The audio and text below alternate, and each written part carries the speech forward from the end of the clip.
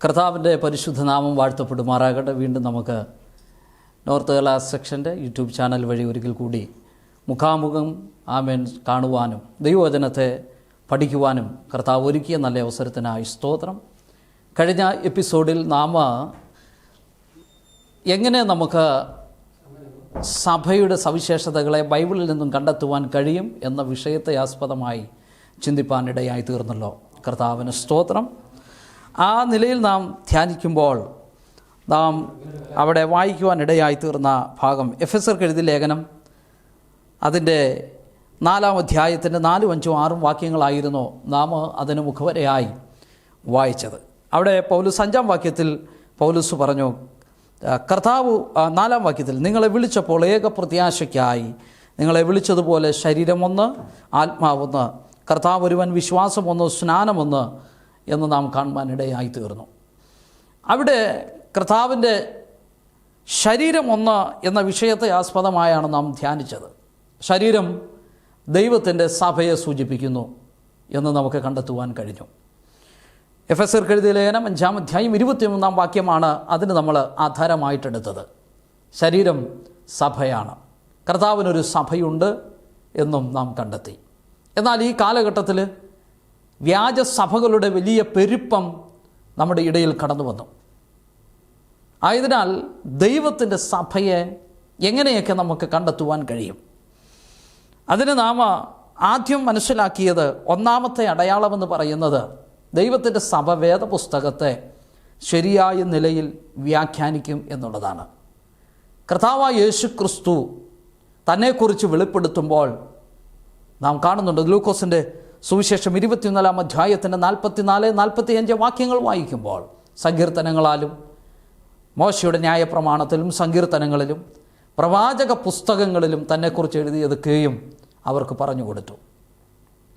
അപ്പോൾ കർത്താവ് വേദപുസ്തകത്തെ അല്ലെങ്കിൽ തിരുവചനത്തെ വ്യാഖ്യാനിച്ചത്, തന്നെക്കുറിച്ച് പഠിപ്പിക്കുവാൻ വ്യാഖ്യാനിച്ചത് തിരുവചനത്തെ തിരുവചനം കൊണ്ട് തന്നെ വ്യാഖ്യാനിക്കുകയായിരുന്നു.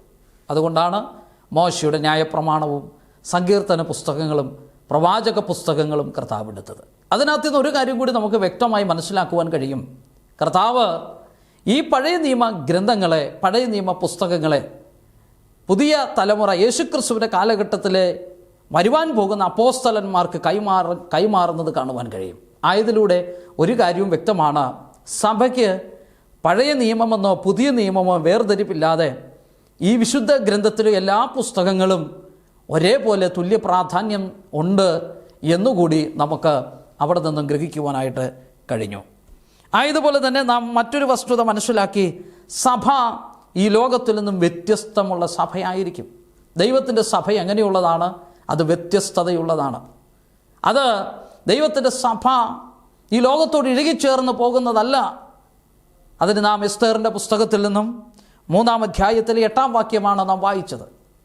ഹാമാൻ്റെ അഹസ്വേരോസ് രാജാവ് ഭരിക്കുന്ന കാലഘട്ടത്തിൽ 120 സംസ്ഥാനങ്ങളിൽ ദൈവത്തിൻ്റെ കൽപ്പനയും കർത്താവിൻ്റെ ആ പ്രമാണങ്ങളെ അനുസരിച്ച് നിൽക്കുന്ന ദൈവത്തിൻ്റെ ജനം അവിടെ ഉണ്ടായിരുന്നു.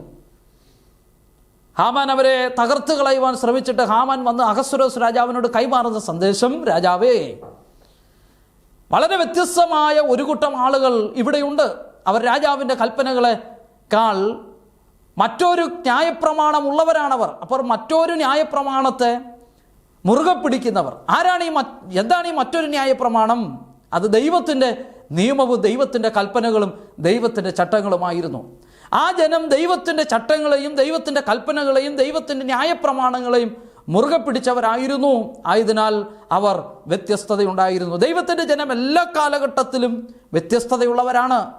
അതുകൊണ്ട് തന്നെ ഈ കാലഘട്ടത്തിലെ ദൈവത്തിൻ്റെ സഭയെ കണ്ടെത്തുവാനായിട്ടുള്ള മറ്റൊരു കാര്യമെന്ന് പറയുന്നത്, ദൈവത്തിൻ്റെ സഭ മറ്റെല്ലാത്തിൽ നിന്നും വ്യത്യസ്തതയുള്ളതായിരിക്കും. അവർ ഒരുപക്ഷെ രാജകീയമായ പ്രമാണങ്ങൾക്കോ അല്ലെങ്കിൽ ദേശ പ്രമാണങ്ങൾക്കോ അല്ലെങ്കിൽ രാജ്യത്തിൻ്റെ നിയമങ്ങൾക്കോ അപ്പുറത്തേക്ക് ദൈവത്തിൻ്റെ നിയമത്തെ ഉയർത്തി കാണിക്കുന്നവരായിരിക്കും. അവർ ദൈവത്തിൻ്റെ കൽപ്പന പ്രമാണിക്കുന്നവരായിരിക്കും. അതായിരുന്നു ദൈവസഭയുടെ 2ാമത്തെ പ്രത്യേകത. ഇന്ന് മറ്റ് 2 പ്രത്യേകത കൂടി നിങ്ങളുടെ മുൻപാകെ കൊണ്ടുവരുവാനായിട്ടാണ് ഞാൻ കർത്താവിൽ ആഗ്രഹിക്കുന്നത്. 3-ാമത്തെ പ്രത്യേകത റോമാലേഖനം 11-ാം അധ്യായത്തിൻ്റെ 3, 4, 5 വാക്യങ്ങളിലാണ് നമുക്ക് കാണുവാൻ കഴിയുന്നത്. അവിടെ പറയുന്നു, അവൻ ഇസ്രായേലിന് വിരോധമായി, കർത്താവേ, അവർ നിൻ്റെ പ്രവാചകന്മാരെ കൊന്നു നിൻ്റെ യാഗപീഠങ്ങളെ ഇടിച്ചു കളഞ്ഞു. ഞാൻ ഒരുത്തൻ മാത്രം ശേഷിച്ചിരിക്കുന്നു, അവർ എനിക്കും ജീവഹാനി വരുത്തുവാൻ നോക്കുന്നു എന്ന് ദൈവത്തോട് വാദിക്കുമ്പോൾ അവൻ അരുളപ്പാടുണ്ടായത് എന്ത്? ബാലിന് മുട്ടുകുത്താത്ത 7000 പേരെ ഞാൻ എനിക്കായി ശേഷിപ്പിച്ചിരിക്കുന്നു എന്ന് തന്നെ. അങ്ങനെ ഈ കാലഘട്ടത്തിലും കൃപയാലുള്ള തിരഞ്ഞെടുപ്പിന് പ്രകാരം ഒരു ശേഷിപ്പുണ്ടായിരിക്കും. ദൈവത്തിൻ്റെ സഭ ഈ കാലഘട്ടത്തിലെ സഭ ശേഷിപ്പ് സഭയായിരിക്കും. അത് ഈ സഭയുടെ 3ാമത്തെ പ്രത്യേകതയാണ്. അതൊരു ശേഷിപ്പ് സഭയായിരിക്കും. ഇവിടെ നാം കാണുന്ന ഭാഗം 1 രാജാക്കന്മാർ 19-ാം അധ്യായം പഠിച്ചാൽ നമുക്ക് കാണാൻ കഴിയുന്ന വസ്തുതയാണ്. 15-ാം അധ്യായവും 19-ാം അധ്യായവും ചേർത്ത് പഠിച്ചാൽ നമുക്ക് ഈ സന്ദർഭം, ഈ ചരിത്രം നമുക്കവിടെ കാണുവാനായിട്ട് കഴിയും. ഏലിയാവ് എന്ന് പറയുന്ന ദൈവത്തിൻ്റെ പ്രവാചകൻ, ഇസ്രായേലിൽ ശുശ്രൂഷിച്ചിരുന്ന ദൈവത്തിൻ്റെ പ്രവാചകൻ, ആ കാലഘട്ടത്തിൽ ഇസബെല്ലും അഹാബും കൂടി ഇസ്രായേലിനെ ഭരിക്കുകയാണ്. അവർ ദൈവത്തിൻ്റെ വിധികളിലും ചട്ടങ്ങളിലും പ്രമാണങ്ങളിലും നിലനിന്നില്ല. അവർ ദേശത്തെമ്പാടുമുള്ള എല്ലാ വൃക്ഷങ്ങളുടെയും ചുവട്ടിൽ അവർ വിഗ്രഹങ്ങളെ സ്ഥാപിക്കുകയും അതിനെ ആരാധിക്കുകയും അതിനെ നമസ്കരിക്കുകയും ചെയ്തു. ജീവനും സത്യവാനുമായിരിക്കുന്ന ദൈവത്തിൽ നിന്ന് അവരകലുവാൻ തുടങ്ങി. അങ്ങനെ ദൈവത്തിൽ നിന്ന് അകന്ന ഒരു കാലഘട്ടം അവിടെ ഉണ്ടായി. അതല്ലേ ഈ കാലഘട്ടത്തിൽ നമുക്ക് കാണുവാൻ കഴിയുന്നത്. വിഗ്രഹ ആരാധന പെരുകി വരുന്നൊരു കാലഘട്ടം, ദൈവത്തിൻ്റെ കൽപ്പനകൾക്ക് ചെവി കൊടുക്കാത്തൊരു കാലഘട്ടം, ദൈവത്തിൻ്റെ പ്രമാണങ്ങളെ അനുസരിക്കുവാൻ മനുഷ്യൻ തയ്യാറാകാതെ മാനുഷികമായിരിക്കുന്ന കൽപ്പനകൾക്കും വിഗ്രഹ ആരാധനകൾക്കും വേണ്ടി വെമ്പൽ കൊള്ളുന്ന ഒരു കൂട്ടം ആളുകളുള്ള ഒരു കാലഘട്ടത്തിലാണ് ഞാനും നിങ്ങളും ജീവിക്കുന്നത്. എന്നെ കേൾക്കുന്ന പ്രിയപ്പെട്ടവരെ, ആ നിലയിൽ വിഗ്രഹ ആരാധന കൊടികുത്തി നിന്നപ്പോൾ ദൈവത്തിൻ്റെ പ്രവാചകൻ അവിടെ ഒരു വലിയ അത്ഭുതകരമായ പ്രവർത്തനം ചെയ്യുന്നത് കാണുവാൻ കഴിയും. താൻ പ്രാർത്ഥിക്കുകയും ദൈവഭാഗത്ത് താൻ നിൽക്കുന്നുവോ എന്നുള്ള ആ വെളിപ്പാട് ആ പർവ്വതത്തിന് മുകളിൽ വെളിപ്പെടുകയും ദൈവത്തിൻ്റെ തീ സ്വർഗത്തിൽ നിന്നും ഇറങ്ങി ഏലിയാവിൻ്റെ യാഗപീഠത്തെ അംഗീകരിക്കുകയും സ്വീകരിക്കുകയും ചെയ്യുകയും ബാലിൻ്റെ പ്രവാചകന്മാരുടെ യാഗപീഠത്തിന്മേൽ യാതൊരു വിധമായിരിക്കുന്ന അനുഭവം ഉണ്ടാകാതെ വരികയും ഒടുവിൽ ബാലിൻ്റെ പ്രവാചകന്മാരെ നശിപ്പിച്ചു കളയുകയും ചെയ്യുന്നതൊക്കെ നമുക്കറിയാം. അവിടെ നിന്നും ഏലിയാവ് ഓടി രക്ഷപ്പെടുന്നു. ഇത് കണ്ട ഇതറിഞ്ഞ് ഇസബെല്ല എല്ലാ ദൈവത്തിൻ്റെ വിശുദ്ധന്മാരെയും കൊന്നുകളയുവാൻ കൽപ്പന കൊടുക്കുകയാണ്. ഈ അവസരത്തിലാണ് ഏലിയാവ് പ്രാർത്ഥിക്കുന്നത്, കർത്താവേ, അവർ നിൻ്റെ പ്രവാചകന്മാരെ കൊന്ന് നിൻ്റെ യാഗപീഠങ്ങളെ ഇടിച്ചു കളയുന്നു. ഞാൻ ഒരുത്തൻ മാത്രമാണിപ്പോൾ ശേഷിച്ചിരിക്കുന്നത്, അവർ എനിക്കും ജീവഹാനി വരുത്തുവാൻ നോക്കുന്നു. ഏലിയാവിൻ്റെ നിലവിളിയോടെയുള്ള പ്രാർത്ഥന അവിടെ ഉയരുകയാണ്. ഈ സന്ദർഭത്തിൽ കർത്താവ് ഏലിയാവിനോട് സംസാരിക്കുകയാണ്. ഏലിയാവെ, നീ നിരാശപ്പെടേണ്ട, നീ അധൈര്യപ്പെട്ടു പോകേണ്ട. ബാലിന് മുട്ടുകുത്താത്ത 7000 പേരെ ഞാൻ എനിക്ക് വേണ്ടി ശേഷിപ്പിച്ചിട്ടുണ്ട്. ഏലിയാവിനോട് പറയുക, ഏലിയാവെ, നീ മാത്രമല്ലുള്ളത്, ബാലിന് മുട്ടുമടക്കാത്ത 7000 വിശുദ്ധന്മാർ, ദൈവത്തിൻ്റെ പ്രമാണങ്ങളിൽ നിലകൊണ്ടവർ, ദൈവത്തിൻ്റെ കൽപ്പന അനുസരിച്ചവർ, വിശ്വാസത്തിന് വില കൊടുത്ത 7000 വിശുദ്ധന്മാർ, ഏലിയാവേ, നിന്നെ കൂടാതെ എനിക്കിപ്പോഴുമുണ്ട്. അവരാണ് ദൈവത്തിൻ്റെ സഭ. മനസ്സിലാകുന്നു? ആ സഭയെക്കുറിച്ച് പറഞ്ഞ് പൗലോസ് അപ്പോസ്തലൻ റോമാലേഖനത്തിൽ ആ സഭയെ പ്രതിപാദിച്ചതിന് ശേഷം പൗലോസ് പറയുകയാണ്, അങ്ങനെ ഈ കാലത്തിലും കൃപയാലുള്ള തിരഞ്ഞെടുപ്പിൻ പ്രകാരം ഒരു ശേഷിപ്പുണ്ടായിരിക്കും. 3ാമത്തെ സവിശേഷത, ദൈവത്തിൻ്റെ സഭ കൃപയാലുള്ള തിരഞ്ഞെടുപ്പിൻ പ്രകാരം ഒരു ശേഷിപ്പ് സഭയായിരിക്കും. എന്തായിരിക്കും ഈ ശേഷിപ്പ്? എന്തിനെക്കുറിച്ചാണ് അവിടെ പൗലോസ് ശേഷിപ്പെന്ന പദം കൊണ്ട് ഉദ്ദേശിക്കുന്നത്? ഒരു വാക്യം കൂടി ശ്രദ്ധയിൽ കൊണ്ടുവരാം. യെശയ്യാവിൻ്റെ പ്രവചനം 17-ാം അധ്യായം 6-ാം വാക്യം.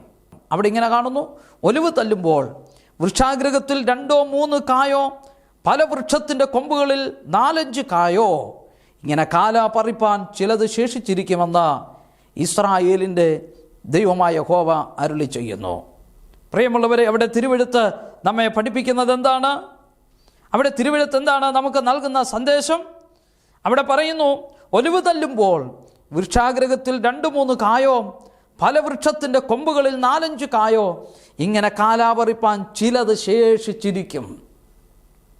അവിടെ കർത്താവ് പറയുകയാണ്, എന്താണ് ശേഷിപ്പെന്ന് പഠിപ്പിക്കുകയാണ്. ആ ശേഷിപ്പ് എന്താണ്? ഒലിവ് തല്ലുമ്പോൾ അവർ ഒരുപക്ഷെങ്കിൽ വൃക്ഷാഗ്രഹത്തിൽ അവർ കാണാതെ കിടന്നിരുന്ന 2-3 കായോ ശേഷിച്ചിരിക്കുന്നു ആ വൃക്ഷത്തിൽ. നമ്മുടെയൊക്കെ നാടുകളിൽ നമുക്കറിയാം, വലിയ വൃക്ഷങ്ങളിലൊക്കെയും കുരുമുളകിൻ്റെ കൊടി നാം കയറ്റിവിടും. അതിൻ്റെ ഫലശേഖരത്തിൻ്റെ കാലം വരുമ്പോൾ ഈ കുരുമുളക് പഴുത്ത് അത് പറിക്കാറാകുമ്പോൾ ആ ഫലം ശേഖരിക്കുവാൻ വേണ്ടി അതുമായി ബന്ധപ്പെട്ട ജോലിക്കാർ കടന്നു വരികയും നാം അത് കാണുന്നുണ്ട്. നമ്മുടെ നാട്ടിൻപുറങ്ങളിലൊക്കെയും നമുക്കത് കാണാൻ കഴിയും.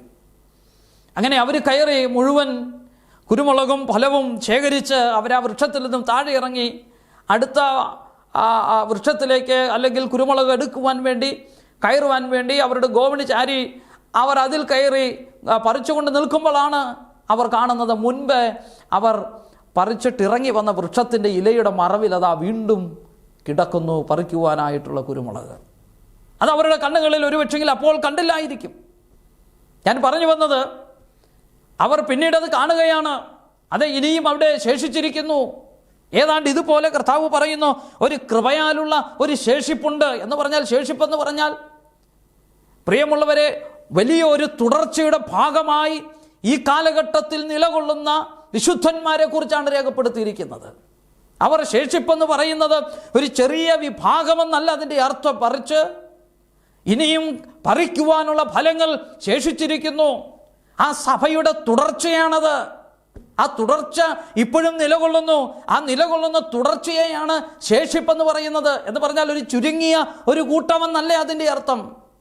ചുരുങ്ങിയ ഒരു കൂട്ടമെന്നല്ല ആ വാക്കുകൊണ്ട് ഉദ്ദേശിക്കുന്നത്, ഒരു തുടർച്ച. ദൈവത്തിൻ്റെ സഭയുടെ തുടർച്ച എവിടെ വരെയുണ്ട്? കർത്താവായ യേശുവിൻ്റെ വരവ് വരെ ആ തുടർച്ചയുണ്ട് ഈ ഭൂമിയിൽ.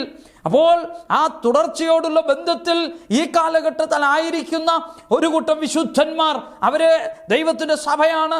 ആ സഭയെക്കുറിച്ച് പൗലോസ് പറയുന്നത്, കൃപയാൽ വിളിക്കപ്പെട്ടിരിക്കുന്ന ഒരു കൂട്ടം ദൈവത്തിൻ്റെ ജനം ഈ കാലഘട്ടത്തിലുമുണ്ട്. അപ്പോൾ മൂന്നാമത്തെ സവിശേഷത എന്ന് പറയുന്നത്, ഈ കാലഘട്ടത്തിലെ ദൈവത്തിൻ്റെ സഭ ശേഷിപ്പ് സഭയായിരിക്കുമെന്ന് നമുക്ക് കാണുവാനായിട്ട് കഴിയും. നാലാമത്തെ സവിശേഷത എന്ന് പറയുന്നത്, വെളിപ്പാട് പ്രവചന പുസ്തകം 14-ാം അധ്യായം അതിൻ്റെ 12-ാമത് വാക്യമാണ്. നാലാമത്തെ സവിശേഷത, ദൈവകൽപ്പനയും യേശുവെങ്കിലുള്ള വിശ്വാസവും കാത്തുകൊള്ളുന്ന വിശുദ്ധന്മാരുടെ സഹിഷ്ണുത കൊണ്ട് ഇവിടെ ആവശ്യം. നാലാമത്തെ സവിശേഷത എന്ന് പറയുന്നത് വളരെ പ്രധാനമാണ്. ആമേൻ. ദൈവത്തിൻ്റെ സഭയുടെ സവിശേഷത ഒന്ന്, ദൈവകൽപ്പനയെ അവർ മുറുകെ പിടിക്കുന്നവരായിരിക്കും. ദൈവം തൻ്റെ ജനത്തിന് നൽകിയിരിക്കുന്ന ദൈവത്തിൻ്റെ ഷണ്മാർഗിക നിയമം, ദൈവത്തിൻ്റെ 10 കൽപ്പനകൾ ലോകം മുഴുവനും പഠിപ്പിക്കുകയാണ്. ഇതരഗോള സഭകളെല്ലാം പഠിപ്പിക്കുന്നത്. പ്രമാണം മാറിപ്പോയി, കൽപ്പന മാറിപ്പോയി, ഇനി അതിൻ്റെ പ്രസക്തി ഇവിടെ ഇല്ല എന്ന് പഠിപ്പിക്കുമ്പോൾ, എന്നെ കേൾക്കുന്ന പ്രിയമുള്ളവരെ, തിരുവചനം നാം പരിശോധിച്ചാൽ നമുക്ക് കാണുവാനായിട്ട് കഴിയും, ദൈവത്തിൻ്റെ സഭയുടെ സവിശേഷത എന്ന് പറയുന്നത്, അവർ ദൈവകൽപ്പന പ്രമാണിക്കും. ദൈവത്തിൻ്റെ കൽപ്പന ഇന്നും നിലകൊള്ളുന്നു, അതൊരിക്കലും മാറുകയില്ല, അതിന് ഭേദഗതി വന്നിട്ടില്ല. ദൈവം നൽകിയിരിക്കുന്ന ദൈവത്തിൻ്റെ 10 കൽപ്പനകൾ നാം അനുസരിച്ച് നടക്കേണ്ടതാണെന്നും നാം പ്രമാണിക്കേണ്ടതാണെന്നും നമ്മുടെ കർത്താവോ അതിന് മാതൃക കാണിച്ചുവെന്നും വിശ്വസിക്കുകയും അപ്പോസ്തലന്മാർ അതിനെ ഉൾക്കൊള്ളുകയും അവർ അതിൽ നിലകൊള്ളുകയും ചെയ്തുവെന്ന് മനസ്സിലാക്കിക്കൊണ്ട് ആ ദൈവിക പ്രമാണത്തെ മുറുകെ പിടിക്കുന്ന സവിശേഷത ഈ സഭയ്ക്കുണ്ടായിരിക്കും. അപ്പോൾ കർത്താവിൻ്റെ സഭ ദൈവത്തിൻ്റെ കൽപ്പനകളെ മുറുകെ പിടിക്കും. എങ്ങനെ? അവർ കർത്താവിൽ നിന്നും കേട്ട വചനമാണ് അതിനവരെ ബലപ്പെടുത്തുന്നത്. മത്തായിയുടെ സുവിശേഷത്തിൽ 5-ാം അധ്യായം പഠിക്കുമ്പോൾ കർത്താവായ യേശു ക്രിസ്തു പറയുകയാണ്, അങ്ങനെ ആകാശവും ഭൂമിയും അവയിലുള്ള സകലതും മാറിപ്പോയാലും ഈ ന്യായ പ്രമാണത്തിൽ നിന്നും ഒരു വള്ളിക്കോ പുള്ളിക്കോ ഒരു നാളും മാറ്റം ഉണ്ടാകുകയില്ല എന്നുള്ള യേശു ക്രിസ്തുവിൻ്റെ മഹത്തായ പ്രസ്താവന. ആ വലിയ പ്രസ്താവന ഉൾക്കൊള്ളുന്ന, ആ വലിയ പ്രസ്താവനയെ സ്വീകരിച്ചുകൊണ്ട് ദൈവത്തിൻ്റെ പ്രമാണങ്ങൾക്കൊരു നാളും മാറ്റമില്ല, അതിന്നും നിലനിൽക്കുന്നു എന്ന് കണ്ടെത്തി അതിൽ നിലകൊള്ളുന്ന ദൈവത്തിൻ്റെ സഭ, അവർ ദൈവകൽപ്പനയെ പ്രമാണിക്കും. അവർ ദൈവകൽപ്പനയെ അനുസരിക്കും. അവർ ദൈവകൽപ്പന നിലനിൽക്കുന്നുവെന്ന് പഠിപ്പിക്കുകയും വിശ്വസിക്കുകയും ആ സത്യത്തെ ലോകത്തോട് പ്രസംഗിക്കുകയും ചെയ്യും. അതാണ് അന്ത്യകാല സഭയുടെ ഏറ്റവും വലിയ സവിശേഷതകളിൽ ഒന്ന്. രണ്ടാമത്, ആമേൻ, ഈ സഭ യേശുക്രിസ്തുവിലുള്ള വിശ്വാസത്തെ കാത്തുകൊള്ളും. യേശുക്രിസ്തുവിലുണ്ടായിരുന്ന വിശ്വാസം അതേപോലെ അനുകരിക്കുന്നവരായിരിക്കും ദൈവത്തിൻ്റെ സഭ. യേശുക്രിസ്തു എപ്രകാരം താൻ പിതാവിൽ നിലകൊണ്ടു, കർത്താവ് പറയുന്നത്, ഞാൻ എൻ്റെ പിതാവിൻ്റെ കൽപ്പനകൾ അനുസരിച്ച് എൻ്റെ പിതാവിൻ്റെ ഇഷ്ടം ചെയ്യുന്നത് പോലെ നിങ്ങളും ആമേൻ അവൻ്റെ കൽപ്പനകൾ അനുസരിച്ച് അവൻ്റെ ഇഷ്ടം ചെയ്യുന്നവരായിരിപ്പീൻ. എന്നെ കേൾക്കുന്ന പ്രിയമുള്ളവരെ, കർത്താവായ യേശുക്രിസ്തു തൻ്റെ പിതാവിൻ്റെ കൽപ്പനകൾ അനുസരിച്ചു. തൻ്റെ പിതാവിനോട് വിശ്വസ്തയോടുകൂടി നിന്നു. തൻ്റെ പിതാവിന്മേൽ പൂർണ്ണ വിശ്വാസം അർപ്പിച്ചുകൊണ്ട് താൻ സഹിക്കുവാൻ പോകുന്ന എല്ലാ പരീക്ഷകളിന്മേലും ജയം കർത്താവ് പ്രാപിച്ചതുപോലെ ദൈവത്തിൻ്റെ സഭ ക്രിസ്തുയേശുവിലുണ്ടായിരുന്ന ആ വിശ്വാസത്തെ ഏറ്റെടുക്കും. കർത്താവിൻ്റെ അനുകാരികളാകും, യേശുവിൻ്റെ അനുഗാമികളാകും. കർത്താവായ യേശു ക്രിസ്തു ഈ ഭൂമിയിൽ എങ്ങനെ ജീവിച്ചു? കർത്താവ് എങ്ങനെ ഈ ഭൂമിയിൽ പരീക്ഷകളെ നേരിട്ടു? കർത്താവ് എങ്ങനെ പിതാവിൻ്റെ കൽപ്പനകളെ പ്രമാണിക്കുന്നതിൽ ഇഷ്ടം വെച്ചു? ആയതുപോലെ എന്നെ കേൾക്കുന്ന ആ പ്രിയമുള്ളവരെ, ദൈവത്തിൻ്റെ സഭയും ഈ കാലഘട്ടത്തിലെ സഭയും ആ നിലയിൽ ദൈവത്തിൻ്റെ കൽപ്പനകളെ പ്രമാണിച്ചുകൊണ്ട് കർത്താവിൽ വിശ്വാസത്തിൽ നിലകൊള്ളുന്നവർ ആയിരിക്കും. മറ്റൊരു വസ്തുത, സഭ വിശ്വസിക്കുന്നു കർത്താവായ യേശുക്രിസ്തുവിലൂടെ മാത്രമേ നമ്മുടെ പാപത്തിന് പരിഹാരം വരികയുള്ളൂ. ആ വലിയ തത്വത്തെയും ആ സത്യത്തെയും ആ സഭ ഉൾക്കൊള്ളുകയും അത് അംഗീകരിക്കുകയും ചെയ്യുന്നുവെന്ന് നമുക്ക് മനസ്സിലാക്കുവാനായിട്ട് സാധിക്കും. സഭയുടെ അവരുടെ അഞ്ചാമത്തെ സവിശേഷതയായിട്ട് അത് കാണുവാനായിട്ട് സാധിക്കുന്നു. വിശുദ്ധ യോഹന്നാൻ എഴുതിയ ഒന്നാമത്തെ ലേഖനം പരിശോധിക്കുമ്പോൾ അതിൻ്റെ 1-ാം അധ്യായം, പ്രിയമുള്ളവരെ, 7 മുതലുള്ള വാക്യങ്ങൾ നാം വായിച്ചാൽ അവിടെ നമുക്ക് കാണുവാനായിട്ട് കഴിയും. അവൻ്റെ പുത്രനായ യേശുവിൻ്റെ രക്തം സകല പാപം പോക്കി നമ്മെ ശുദ്ധീകരിക്കുന്നു. 9-ാം വാക്യം, നമ്മുടെ പാപങ്ങളെ നാം ഏറ്റുപറയുന്നുവെങ്കിൽ അവൻ നമ്മോട് പാപങ്ങളെ ക്ഷമിച്ചു സകല അനീതിയും പോക്കി നമ്മെ ശുദ്ധീകരിപ്പാൻ തക്കവണ്ണം വിശ്വസ്തനും നീതിമാനും ആകുന്നു. ഇവിടെ നാം കാണുന്നത്, ഇവിടെ നാം പഠിക്കുന്നത്, ഇവിടെ നാം മനസ്സിലാക്കുന്നത്, സഭ എങ്ങനെ സഭയെ തിരിച്ചറിയാം? അതിൻ്റെ 5-ാമത്തെ സവിശേഷത, സഭ വിശ്വസിക്കുന്നു കർത്താവായ യേശു ക്രിസ്തുവിൻ്റെ ക്രൂശ് മരണത്തിലൂടെ അവനിൽ വിശ്വസിക്കുന്നതിലൂടെ അവൻ നമ്മുടെ സകല പാപവും പോക്കി കർത്താവിൻ്റെ രക്തം നമ്മെ ശുദ്ധീകരിക്കുന്നു. നമ്മുടെ പാപങ്ങളെ നാം ഏറ്റുപറയുന്നുവെങ്കിൽ നമ്മുടെ പാപങ്ങളെ ക്ഷമിച്ച് സകല അനീതിയും പോക്കി നമ്മെ ശുദ്ധീകരിപ്പാൻ അവൻ നീതിമാനും വിശ്വസ്തനുമാണ്. എന്നെ കേട്ടുകൊണ്ടിരിക്കുന്ന എൻ്റെ സ്നേഹിതരെ, എൻ്റെ സുഹൃത്തുക്കളെ, പ്രിയപ്പെട്ടവരെ, സഭയുടെ 5-ാമത്തെ സവിശേഷത ഏതാണ്? കർത്താവിൻ്റെ മരണം നമ്മുടെ വീണ്ടെടുപ്പിനും ആയിരുന്നുവെന്ന് വിശ്വസിക്കുന്നു. ഇനി 6-ാമത്തെ സവിശേഷത കൂടി പറഞ്ഞ് ഞാൻ എൻ്റെ വാക്കുകൾക്ക് വിരാമം കുറിക്കുകയാണ്. എബ്രായ ലേഖനം 9-ാം അധ്യായത്തിലേക്ക് വരുമ്പോൾ അപ്പോസ്തലനായ പൗലോസ് പറയുകയാണ്, തനിക്കായി കാത്തു നിൽക്കുന്നവരുടെ രക്ഷയ്ക്കായി അവൻ പാപം കൂടാതെ രണ്ടാമതും പ്രത്യക്ഷനാകും. സത്യസഭയെ തിരിച്ചറിയുവാൻ കഴിയുന്ന മറ്റൊരു ക്വാളിറ്റി, അവർ യേശുവിൻ്റെ വരവിനെ പ്രതീക്ഷിച്ചിരിക്കുന്നവരായിരിക്കും. കർത്താവായ യേശു ക്രിസ്തു തന്നിൽ വിശ്വസിക്കുന്നവരെ ചേർക്കുവാൻ പാപം കൂടാതെ രണ്ടാമതും പ്രത്യക്ഷനാകും. അപ്പോൾ കർത്താവിൻ്റെ മടങ്ങിവരവിൽ വിശ്വസിക്കുകയും അതിനുവേണ്ടി കാത്തിരിക്കുകയും ചെയ്യുന്ന, ആ മടങ്ങിവരവിൽ പ്രത്യാശ വെച്ചുകൊണ്ട്, അതിനുവേണ്ടി കാക്ഷിച്ചുകൊണ്ട്, ആ സത്യം ഈ ലോകത്തോട് പ്രസ്താവിച്ചുകൊണ്ട് കാത്തിരിക്കുന്ന ഒരു കൂട്ടം ജനം, അതാണ് സത്യസഭയുടെ പ്രത്യേകത. ഇന്ന് നിങ്ങളുമായി ഞാൻ ഷെയർ ചെയ്തതും കഴിഞ്ഞ എപ്പിസോഡിൽ നാം കേട്ടതും അത് തന്നെയാണ്. എങ്ങനെ നമുക്ക് യഥാർത്ഥ സഭയെ തിരിച്ചറിയുവാനായി കഴിയും? യഥാർത്ഥ സഭ വചനം കൊണ്ട് വചനത്തെ വ്യാഖ്യാനിക്കും. വേദപുസ്തകത്തിനാണ് മുൻതൂക്കം കൊടുക്കുന്നത്. കർത്താവായ യേശു ക്രിസ്തു പഴയ നിയമമെന്നോ പുതിയ നിയമമെന്നോ വേർതിരിക്കാതെ, അല്ലെങ്കിൽ പഴയ നിയമത്തെ തിരുവെഴുത്തുകളെന്ന് പറഞ്ഞുകൊണ്ട് തൻ്റെ ശിഷ്യന്മാർക്ക് കൈമാറിയതുപോലെ ദൈവത്തിൻ്റെ അന്ത്യകാല സഭ ആ പഴയ നിയമമെന്നോ പുതിയ നിയമമെന്നോ വേർതിരിക്കാതെ തിരുവചനത്തെ മുഴുവനായി അംഗീകരിക്കുകയും വിശ്വസിക്കുകയും പഠിക്കുകയും ചെയ്യുന്നതാണ് ദൈവത്തിൻ്റെ സഭയെന്ന് നമുക്ക് കാണുവാനായിട്ട് സാധിക്കുന്നു. അതുപോലെ തന്നെ ദൈവത്തിൻ്റെ സഭയുടെ രണ്ടാമത്തെ പ്രത്യേകത, ആ ദൈവത്തിൻ്റെ സഭ മറ്റുള്ളതിൽ നിന്നെല്ലാം വ്യത്യസ്തമായിരിക്കും. എങ്ങനെ വ്യത്യസ്തമായിരിക്കും?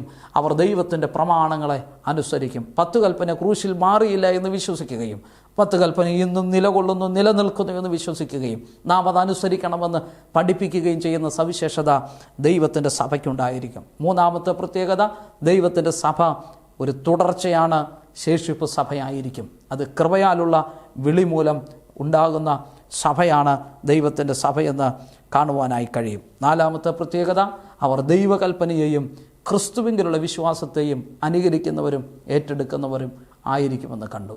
അഞ്ചാമത് പ്രത്യേകത, കർത്താവായ യേശുക്രിസ്തുവിൻ്റെ കാൽവരിയിലെ ക്രൂശുമരണം പാപപരിഹാരത്തിനു വേണ്ടിയായിരുന്നുവെന്ന് ദൈവത്തിൻ്റെ സഭ വിശ്വസിക്കുകയും അംഗീകരിക്കുകയും ചെയ്യുന്നു. അതുപോലെ തന്നെ ആറാമത്തെ അവരുടെ പ്രത്യേകത, കർത്താവിൻ്റെ മടങ്ങിവരവാണ്. കർത്താവായ യേശുക്രിസ്തു തൻ്റെ വിശുദ്ധന്മാരെ ചേർക്കുവാൻ മടങ്ങി വരുമെന്ന് വിശ്വസിക്കുകയും അതിനുവേണ്ടി കാത്തിരിക്കുകയും അത് ലോകത്തോട് പ്രസംഗിക്കുകയും ചെയ്യും. നാം ഇപ്പോൾ എവിടെ നിൽക്കുന്നുവെന്ന് പരിശോധിക്കുക. ഞാൻ നിൽക്കുന്ന പ്രസ്ഥാനം, ഞാൻ നിലകൊള്ളുന്ന വിശ്വാസം, ഈ വക കാര്യങ്ങൾ, ഈ വസ്തുതകളെ അംഗീകരിക്കുന്നുണ്ടോ? ഈ വസ്തുതകളെ ശരിയായ രീതിയിൽ അംഗീകരിച്ചുകൊണ്ടാണോ എൻ്റെ സഭ മുൻപോട്ട് പോകുന്നത്? അതല്ല എങ്കിൽ ഈ സത്യങ്ങളെ ഫോളോ ചെയ്യാത്തൊരനുഭവത്തിലാണ് നിങ്ങൾ നിൽക്കുന്നതെങ്കിൽ നിങ്ങളൊരു വലിയ അപകടത്തിലാണ്. നിങ്ങൾ പോകുന്നത് ഒരു റോങ് സൈഡ് വഴിയാണ്. നിങ്ങൾ വേഗത്തിൽ മാറേണ്ടത് ആവശ്യമാണ്. യഥാർത്ഥങ്ങളിലേക്കും സത്യങ്ങളിലേക്കും നിങ്ങൾ മടങ്ങി വരണം. ഈ വസ്തുതകളെ അനുസരിക്കുന്ന ഈ വസ്തുതകളെ ഏറ്റെടുത്ത് ദൈവത്തെ ആരാധിക്കുന്ന ഒരനുഭവത്തിൽ, ഒരു കൂട്ടായ്മയിൽ നിങ്ങളായിരിക്കാൻ തക്കവണ്ണം സർവശക്തനായ ദൈവം നിങ്ങളെല്ലാം സഹായിക്കട്ടെ എന്ന് പ്രാർത്ഥിച്ചുകൊണ്ട് ഞാൻ എൻ്റെ വാക്കുകളെ ഇവിടെ അവസാനിപ്പിക്കുന്നു. കർത്താവ് നിങ്ങളെല്ലാം അനുഗ്രഹിക്കട്ടെ. 1 മിനിറ്റ് നമുക്ക് പ്രാർത്ഥിക്കാം. ഞങ്ങളുടെ കർത്താവേ, സ്വർഗീയ പിതാവേ, ഈ വചനം അടിയനോടൊപ്പം ധ്യാനിച്ചെല്ലാവർക്കായി സ്തോത്രം. കർത്താവരെല്ലാം അനുഗ്രഹിക്കണം. ഈ വചന ശുശ്രൂഷ അവർക്കൊരു വലിയ അനുഗ്രഹമായി തീരുവാനിടയാക്കണം. യേശുവിൻ നാമത്തിൽ തന്നെ ആമേൻ. കർത്താവ് നിങ്ങളെല്ലാം അനുഗ്രഹിക്കട്ടെ. God bless you.